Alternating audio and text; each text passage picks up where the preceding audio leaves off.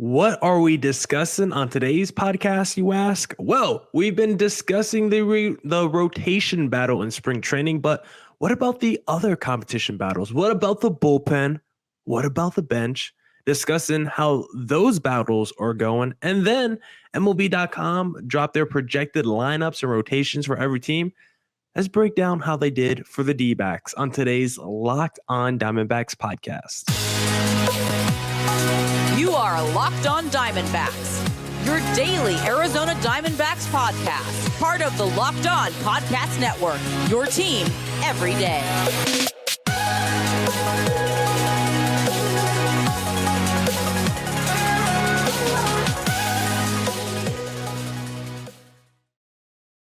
Welcome into the Locked On Diamondbacks podcast, part of the Locked On Podcast Network, your team every day. Listening to who? The always charismatic host of this podcast, Millard Thomas. I'm a multimedia journalist and I'm a graphic designer, so please go check out my website, millardthomas24.myportfolio.com. On there you can see all my latest work, from my packages to my articles to my photos and my graphic design. If you want to see more content by me, just follow me on Twitter at CreatorThomas24 for my personal account, or just look up Locked On Diamondbacks on both Twitter, Instagram for the podcast handle. And of course, thank you for making Locked On Diamondbacks your first listen every day. I would not be able to do this podcast without you, my loyal listeners, sharing, subscribing, reviewing, doing all that so I could do this podcast for you.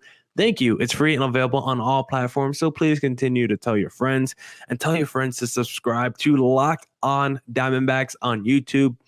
We are still trying to hit that 400 subscriber mark, so please hit subscribe on the Locked On Diamondbacks YouTube channel. But for today's podcast, we've been doing our little power ranking every either Monday or Tuesday for that number 5 spot in the Dbacks rotation, because it's probably the biggest spring training battle competition we have going right now, but it's not the only one. So I want to check in on other spring training battles we have going on in the Dbacks organization, give a little update and see how those are going.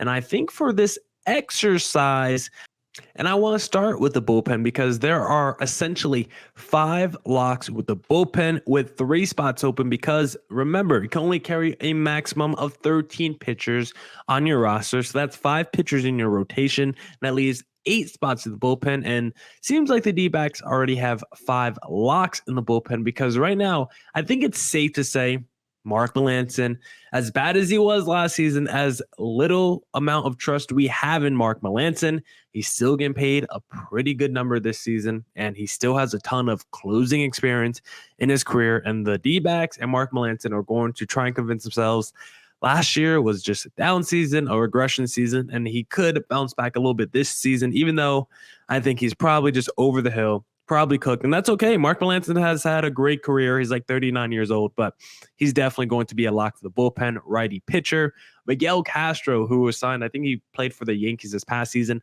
A little bit of an up and down pitcher throughout his major league career, but someone that throws really hard, has a couple nice pitches. Righty, he's going to be a lock for the bullpen. Scott McHugh, you might not know who he is, but he seems pretty likely to be a lock just because he's another dude with a lot of closing experience. And the difference is his closing experience isn't on the major league level. He's coming over from overseas, but Scott McHugh has been a closer the last 3 seasons overseas. So I think he will be a lock for the bullpen just because he knows what it's like to pitch in high pressurized, high leverage moments of a ball game. And if he is able to pitch on a major league level and be effective, then I think he will get some opportunities to maybe close for the D-backs this season, because I do think will come a point during the year pretty early where we're having Mark Melancon close games during where, like, you know what?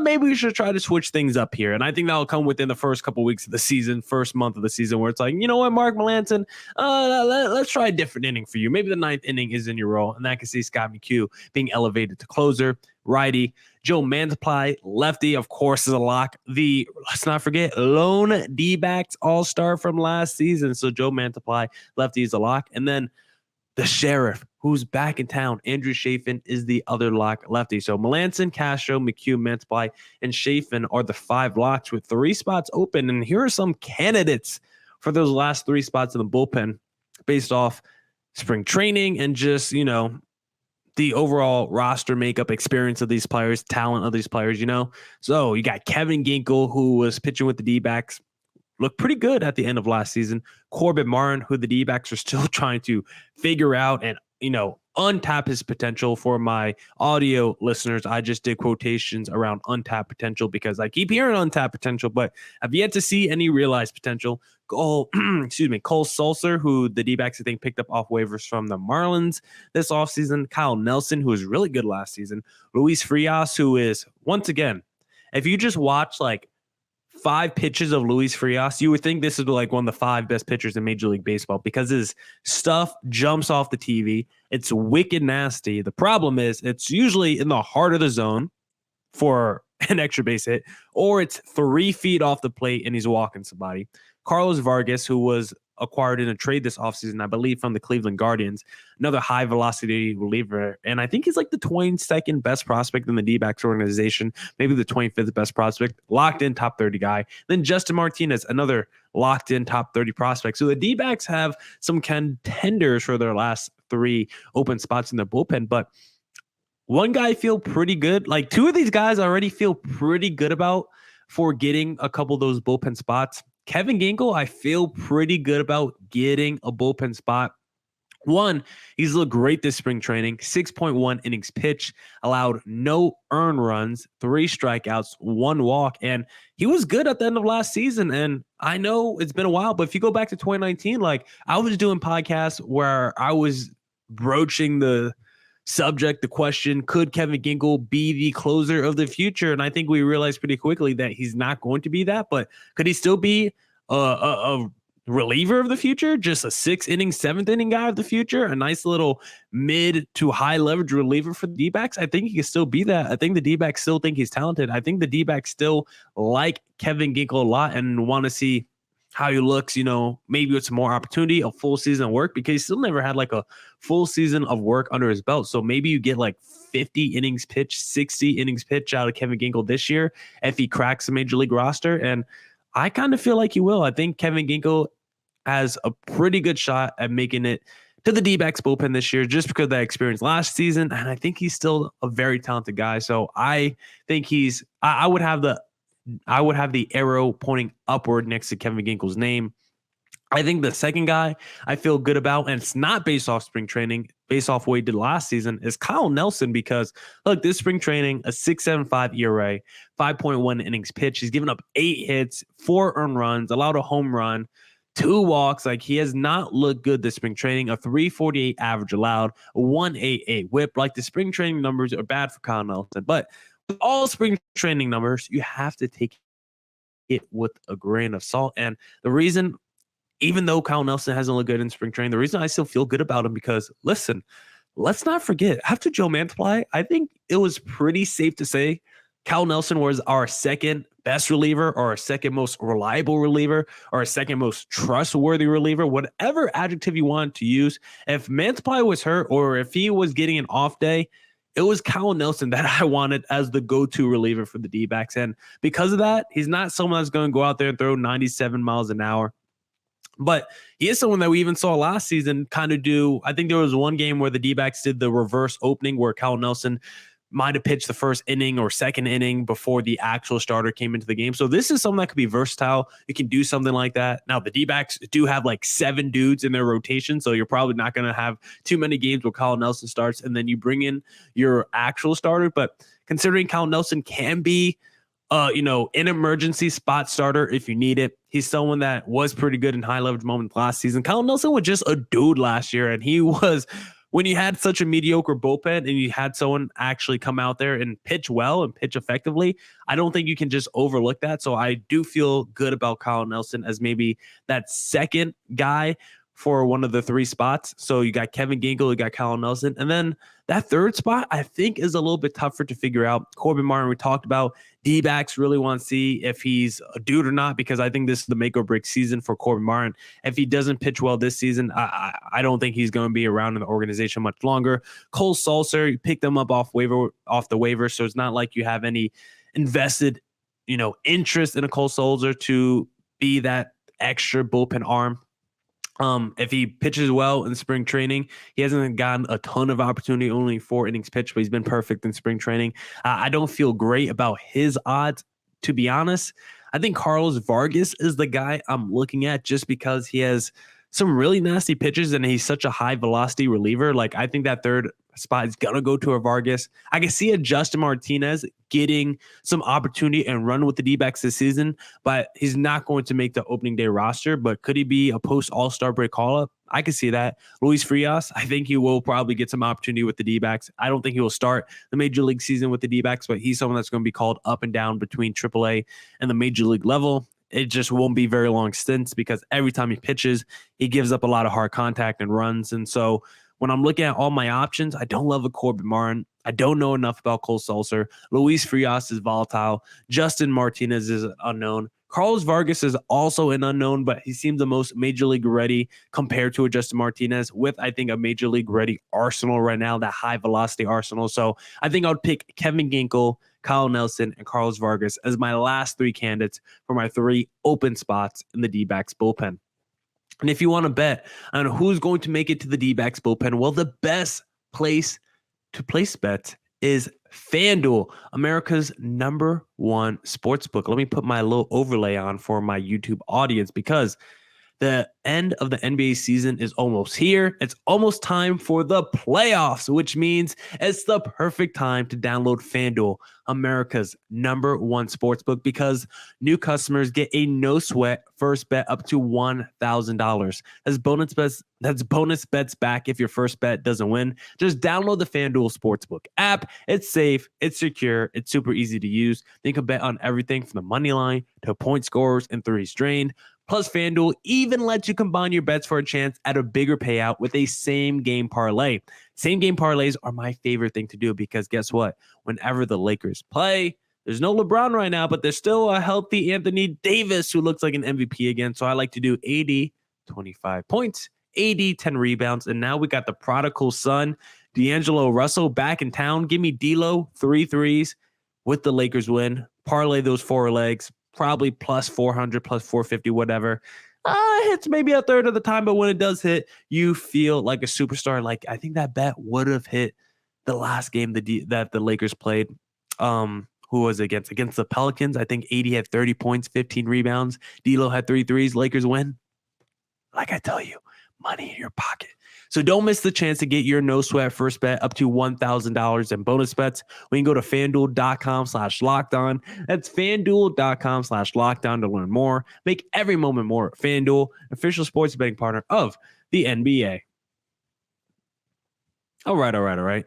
Let's get back into the podcast and let's look at another spring training battle because we're not going to talk about that number 5 spot in the rotation. We talk about it every Monday or Tuesday pod, but how about the bench spot? Because there's a few candidates for the bench with 3 open bench spots because we know generally what the lineup is going to be like and who's locked into the lineup because you're going to have, let me just pull up who's locked in, right? Carson Kelly locked in, Gabriel Moreno locked in, Christian Walker, locked in. Evan Longoria, locked in. Ketel Marte, locked in.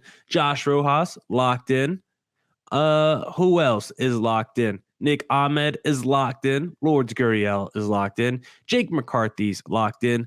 Corbin Carroll is also locked in. So that was 10 dudes I just named, and that is a lot of players. So who are the candidates and who are my options for the other spots? Well, some people think Alek Thomas is not a lock for opening day roster, but I do think Alek Thomas is a lock. So he's the next guy that I would also have in this conversation.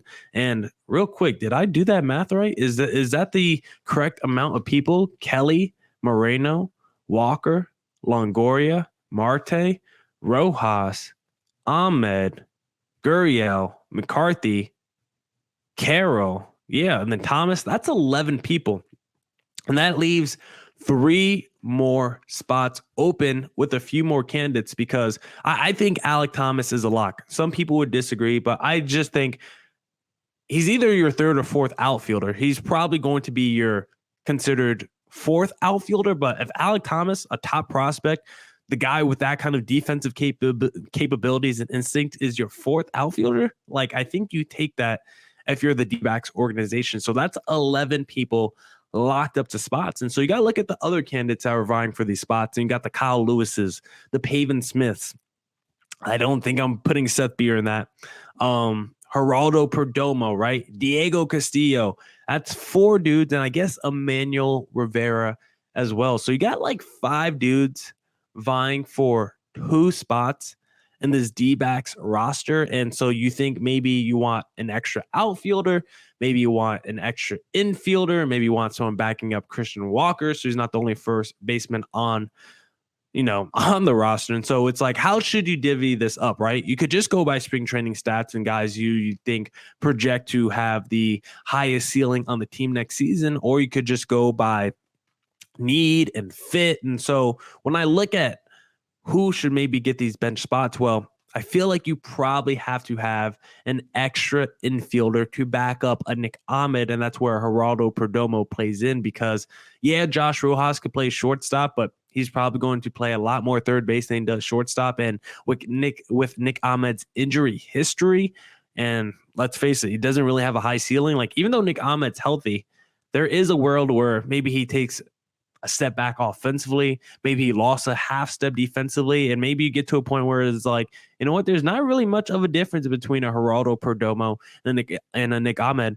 Maybe Perdomo has progressed a little bit from last season. Let's give him a little bit more opportunity and see if he's just a better player straight up than a Nick Ahmed. Like, we could be getting close to a point where Perdomo is better than Nick Ahmed. I think currently right now, Nick Ahmed is still probably better than Perdomo, but it's not, it wouldn't be a shock. Perdomo's like, what, 23 years old? Like, he was one of the youngest players on the D-backs last season, and this is going to be like his 3rd season with the D-backs, at least, in terms of getting playing time. And so with him playing the full season last year at shortstop, got a lot of experience. Maybe he progresses this year with Nick Ahmed missing basically all of last season. Maybe he's lost a half step defensively. Maybe he's not as good offensively. And Perdomo, 849 OPS this spring training. I think he's a pretty good option to get one of those open bench spots.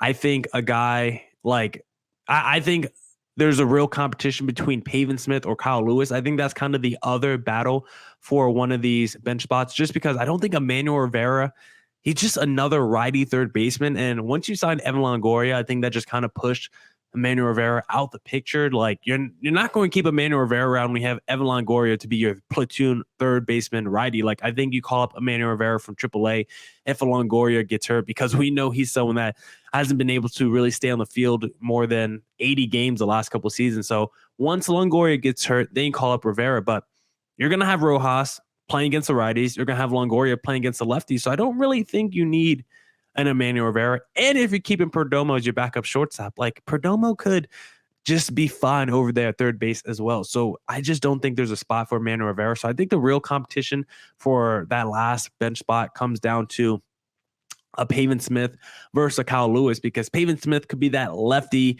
backup first baseman to a Christian Walker. That's not really going to be Kyle Lewis's role. That would just be Pavin Smith. That opportunity is there for him. But the issue is he's probably not that good defensively as a backup first baseman. And he just doesn't give you much offensively. Like, this spring training, Pavin Smith has looked pretty dang good at the plate. His numbers so far, he's batting .381 with a .905 OPS. But since he's gotten some opportunity, Kyle Lewis has also looked phenomenal, because Kyle Lewis, so far in spring training, in only 14 at-bats, 5 games, leads the D-backs with 1396 OPS, is a .429 average, 2 home runs. And so it's like, do I want a guy to see? The issue is, before I get into who should I take or who should I not take, the issue with Kyle Lewis is he could pretty much only play DH. Like, the reason why it took him a while to get going in spring training was because of leg fatigue. He's someone that's dealt with a lot of leg issues the last couple of years. So it's like, maybe Kyle Lewis could do a few games in the outfield this season, but you're probably going to use him 80% of the time in the DH. So it's like, the question is between these two. Do you want maybe a risky but have some upside DH that could maybe give you just a handful of games in the outfield? Or do you want a guy that could actually be a serviceable backup first baseman, give you those, Christian Walker days off, but probably doesn't give you much upside as an offense player? I think that's the question that the D-backs have to ask, which is more valuable to this team, another power righty DH, or do you want a backup lefty first baseman with little upside. And I think the D-backs should roll with Kyle Lewis because I want to see that upside. I want to see if he really could be a power bat as your DH. And also, I think he has a better opportunity to turn into a trade asset if the D-backs want to trade him down the line. Kyle Lewis can stay healthy. Like, this was his 2020 Rookie of the Year. So I just think there's some potential there that Pavin Smith just doesn't have. And Pavin Smith isn't a great defender. And I wouldn't be surprised if the D-backs even tried to get Evan Longoria some reps over there at first base. Like, of course, they're both righties, Longoria and Christian Walker, but at least he could go over there and probably man it and be fine defensively and give Christian Walker some days off. Like, Christian Walker is a guy that could play 150 games, right? So you don't need to give him that many days off. And so I think I'm going to roll with the offensive upside of a Kyle Lewis instead of a Pavin Smith, and I'll go with Geraldo Perdomo for one of those other bench spots because I don't know about Nick Ahmed, how he's going to look, whether he's still the same guy as he was pre-injury. So I think I'm going to ride with those two guys for my final two bench spots. And it's really fun doing these topics and segments because I'm acting like a GM. I'm picking who should be on the D-backs roster. And if you want to have the feeling of a GM, then you need to download the Ultimate Baseball GM app because, hold on, first let me get my little overlay on for my people at Ultimate Baseball GM because I'm really geeked out by our new partner and sponsor of today's episode, the mobile game Ultimate Baseball GM. Have you ever dreamed of becoming an MLB GM and managing your professional baseball franchise? Well, your dream came true, and this game is definitely for you because you get to manage every strategic aspect of your team, play through the season, and lead your team to glory. You're responsible for hiring the right coaches and staff, managing team finances, scouting and drafting players, managing difficult personalities, navigating your franchise through free agency and all the ups and downs of a season. All this in a challenging and realistic game world. Ultimate Baseball GM is completely free and playable offline. Play on the go as you want and when you want to. Growing up as a kid, I'm not going to lie, my favorite mode on MLB The Show wasn't going online and doing head-to-head. It wasn't playing games against my friends. It was going on that franchise mode, picking the D-backs and drafting my team from scratch, building my roster through free agency, making all these fake trades. It's why I love doing fantasy sports because you get to act like a GM, but the Ultimate Baseball GM app takes it to another level because on fantasy, you can't manage the salary cap. You don't got to worry about team chemistry. You don't got to worry about personalities. Ultimate Baseball GM is the ultimate way to feel like a baseball GM, and that is why I love the app. If you love playing franchise mode on MLB The Show, 2K Madden, whatever it is, then you have to go download this app. So, Locked On Diamondbacks listeners get a 100% free boost to their franchise when using the promo code Locked On in the game store. So make sure to check it out. Download the game. Just visit probaseballgm.com, scan the code, or look it up on the App Store. That's probaseballgm.com. Ultimate Baseball GM. Start your dynasty today. All right. Let's get back into the podcast and let's look at MLB.com's projected lineup and roster for the D-backs. Don't think I want to spend too long on this because we are running a little slow on time today, but I found it interesting. And of course, this is just going to be like a general lineup that they have because we know Torey Lovullo is going to ride those platoon matchups, right? Whether there's a righty or a lefty on the mound. So for the D-backs, they got Corbin Carroll leading off, Marte number 2, Lourdes Gurriel 3, Christian Walker 4, Rojas 5, McCarthy 6, Kelly 7th, Ahmed 8, and Alek Thomas 9. And when we think about whether they bat righty or lefty, they'll go lefty, switch hitter, righty, lefty, righty, lefty. And I love the idea of Corbin Carroll at the top of your lineup because I think he could be our version of like a Mookie Betts. I'm not saying he's going to be as good as a Mookie Betts, but when you have Mookie Betts as your leadoff hitter, there's a lot of games where you start at 1-0 because Mookie Betts has that kind of power. And I think Corbin Carroll can start the D-backs with a lot of games with a 1-0 lead. If not, just start the game with a double, right? So I love him as my table setter at the top of the lineup. I mean, he's also a dude. He's so talented. Like, you could probably put Corbin Carroll as your number 3 hitter, your number 4 hitter, your number 5 hitter, your number 2 hitter. But I like him as the number 1, leading off the game. Biggest speedster in Major League Baseball. fast. You put him at number one. They have Ketel Marte backing him up. And if you get, excuse me, I'm like playing with a pin here and it just shot up on my camera.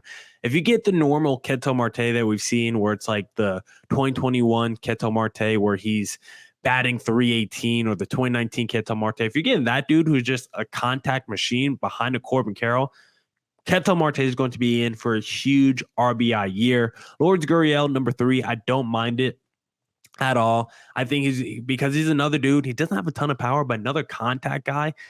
The first 3 dudes in this projected lineup, just straight up contact, all dudes that could bat 290 or better. They bring up Christian Walker as your cleanup hitter, your 40 home run dude last year. I love it. And then it gets interesting with the Josh Rojas, Jake McCarthy, back-to-back lefties, but back-to-back speedsters as well, because if Josh Rojas hits a single, he could steal second. And then guess what? If Jake McCarthy hits a single, Josh Rojas is coming home. Now you got another dude that could go from first to second. If you're trying to throw out Josh Rojas at the plate, guess what? Jake McCarthy's now on second base, maybe even third base, because that's how fast Jake McCarthy is. So I like those two right there. Then Carson Kelly as your number 7 hitter is not bad at all, because listen, there are stretches where Carson Kelly can be one of the best offensive players in your lineup. We saw it at the start of the 2021 season before he got hurt. That first month and a half, he looked really good. Of course, we all talk about 2019 where he looked really good as well. So Carson Kelly as your number 7 hitter is not bad. Nick Ahmed 8 is fine. And then Alek Thomas, it's like resetting your lineup, right? He's one of the fastest players in baseball. If he gets on base, that's going to add so much more RBI potential for Corbin Carroll when it comes right back to the top of the lineup. So I like this projected lineup a lot. And then plus, when you think about the platoon advantages, you could sit in Alek Thomas and move maybe a Corbin Carroll to center field. You put Lourdes Gurriel or somebody in left field, Jake McCarthy in right field, and then you could put Kyle Lewis at your DH spot if you want to get some more power righties in your lineup. And then you also sit Josh Rojas and you put Evan Longoria in at third base. I think that's really enticing. I think we're going to see Gabriel Moreno post All-Star break get more opportunity behind the plate than a Carson Kelly. And I think that would actually raise the ceiling of this team, because I think Gabriel Moreno is going to have a pretty good season. He seems like he's another dude that just a straight up contact machine. And he's another dude that's also pretty quick too. He's a catcher, but he's already stolen how many bases? Okay, I thought he stole a base so far, at least one time this spring training. He hasn't, but he is a dude that I think projects to steal between 10 and 12 stolen bases on the major league level once he becomes a full-time starting catcher. So the D-backs are going to have so much team speed next year. Carroll, McCarthy, Rojas, Moreno. Marte's not slow. Like, I just love the D-backs team in terms of speed. I think it's going to be great for them defensively. I think they're going to wreak havoc on the bases. And this lineup, it's not stout in terms of a high ceiling. You're not looking at this lineup saying you got a whole bunch of superstars. We think Ketel Marte is a stud. I think Corbin Carroll's a stud. Christian Walker is an above-average player. We all like Jake McCarthy of the world, but these aren't the Ronald Acuñas, Austin Riley's, those kind of lineups. This isn't having Machado, Soto, and Tatis in your lineup, right? But this is maybe not high ceiling, but I think it's a very high floor lineup that's going to just create a whole bunch of run scoring opportunities with their team speed. So I'm really in on the D-backs this season, and eventually we'll do a pod where we do predictions for the D-backs for this upcoming season, but we're not doing that on today's pod. Be on the lookout in the near future. And now that's it for this edition of the Locked On Diamondbacks podcast. Come back tomorrow for more Diamondbacks news coverage and insight. Thank you for making Locked On Diamondbacks your first listen every day. Make your second listen of the day the Locked On Fantasy Baseball podcast with Matt and Dom, who will keep you up to date with fantasy news, draft strategies, and analysis all season long. And as always, stay safe, stay healthy. Deuces.